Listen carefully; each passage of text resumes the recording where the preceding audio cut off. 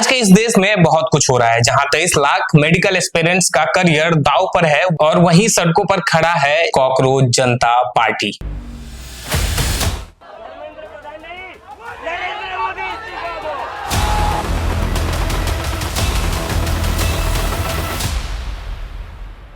पिछले 20 सालों में लगभग 45 पेपर लीक्स के खिलाफ जंतर मंतर पर सीजेपी का ये प्रोटेस्ट कोई आम हंगामा नहीं है। जहां एक तरफ टेलीग्राम पर खुलेआम नीट के पेपर 1 लाख रुपए में बिक रहे हैं और इसी सड़ी हुई व्यवस्था के छाती पर बैठकर पिछले 1 महीने से डंडे खा रहे सीजेपी छात्र आंदोलन, जहां 21 दिनों से हंगर स्ट्राइक पर बैठे देश के सबसे बड़े educationist reformer Sonam Wangchuk system से सवाल पूछने पर उनको टेररिस्ट का थप्पा मिल रहा है। कौन है ये सोनम वांगचुक? कोई शिक्षाविद नहीं है, ये चाइना का एजेंट है। चाइना उसको फंडिंग करता है, एजेंट है चाइना का। तो क्या एजुकेशन मिनिस्टर का रेजिग्नेशन मांगती ये सीजेपी क्या सच में हमारा फ्यूचर बदल सकता है, या फिर ये क्रांति भी आगे चलकर सिस्टम का एक पॉलिटिकल लूप होल बन जाएगा? तो चलिए आज के इस वीडियो में जानते हैं कि आखिर सोनम वांगचुक 21 दिनों का हंगर स्ट्राइक पे क्यों है और सीजेपी जंतर मंतर पर प्रोटेस्ट क्यों कर रही है।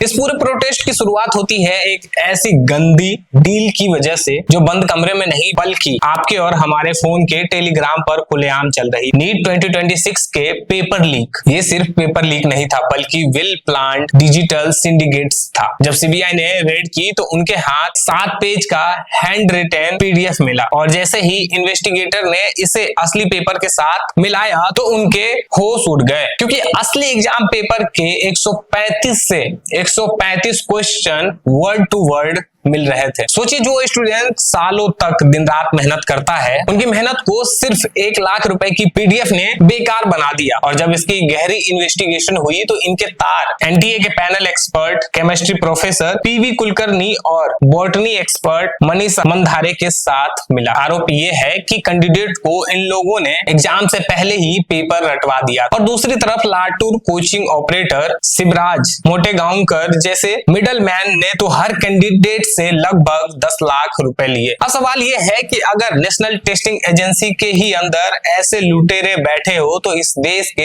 एजुकेशन सिस्टम पर क्या सवाल उठेगा। ये पेपर लीक कोई हादसा नहीं है बल्कि हमारे एजुकेशन सिस्टम का सबसे बड़ा फेलियर है कि एक बाप मजबूर होकर अपने बच्चे को प्राइवेट स्कूल और प्राइवेट कोचिंग में दाखिला करवाने पर मजबूर हो जाते हैं। और इसी मजबूरी पर खड़ा हुआ हजारों करोड़ों का कोचिंग इंस्टीट्यूट के मालिक ऐसो आराम फरमा रहे होते हैं, जहां बच्चों के सपनों की कीमत लाखों रुपए के फीस से वसूली जाती है। एक तरफ सरकारी स्कूल धीरे धीरे टूट रहे हैं और दूसरी तरफ कोचिंग फैक्ट्रीज और भी बड़ी होती जा रही है। लेकिन इस कहानी का सबसे बड़ा सच अभी बाकी है। कोटा के उन कोचिंग संस्थान में जहां सपने कम और ला से ज्यादा निकलती है। जो बच्चे 3-4 साल मेहनत के बाद भी एग्जाम क्लियर नहीं कर पाते हैं और वहीं फ्रस्ट्रेटेड यूथ यूनिवर्सिटी पहुंचता है तो उसका सामना एक नए दलदल से होता है, जहां पढ़ाई से ज्यादा सियासत उनका इंतजार कर रहा होता है। और इसी सियासत के बीच एंट्री होती है सीजेपी की, यानी cockroach Janata party.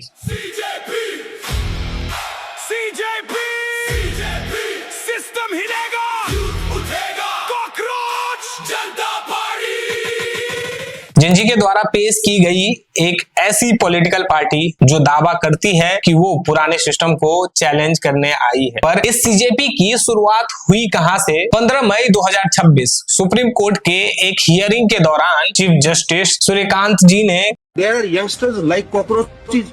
They don't get any employment. They don't have any place in profession. Some of them become media. Some of them become social media. Some of them become RTI activists. Some have become another activists, and they start attacking everyone. And you people file contempt petition because High Court is not taking up the matter of as if there are already parasites in society who attack you people. You attack the system, and you want to join hands with them.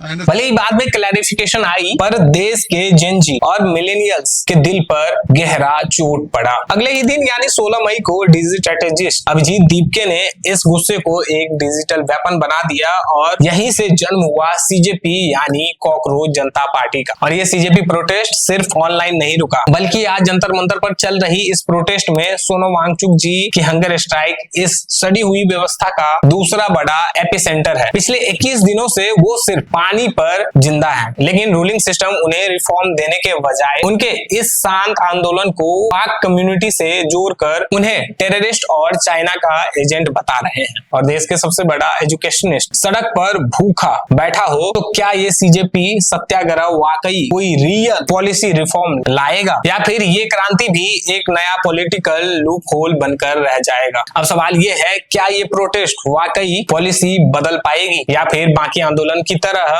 ये भी एक दिन शांत हो जाएगी? लेकिन याद रखना, अभिजीत दीपके या सोनम वांगचुक का ये प्रोटेस्ट सिर्फ हंगर स्ट्राइक नहीं है। और अगर आज भी हम चुप रहे तो इस देश के भ्रष्ट नेता और कोचिंग माफिया हमें रद्दी के भाव बेच देंगे। अपने हक के लिए पढ़ना भी पड़ेगा और जरूरत पड़े तो लड़ना भी पड़ेगा। इन सब के बावजूद क्या अब भी आप चुप रहेंगे, या फिर सरकार से सवाल पूछेंगे कि आखिर क्यों हमारे इस देश का एजुकेशन सिस्टम इतना गंदा है? आखिर क्यों आए दिन पेपर लीक एक आम बात हो गई है?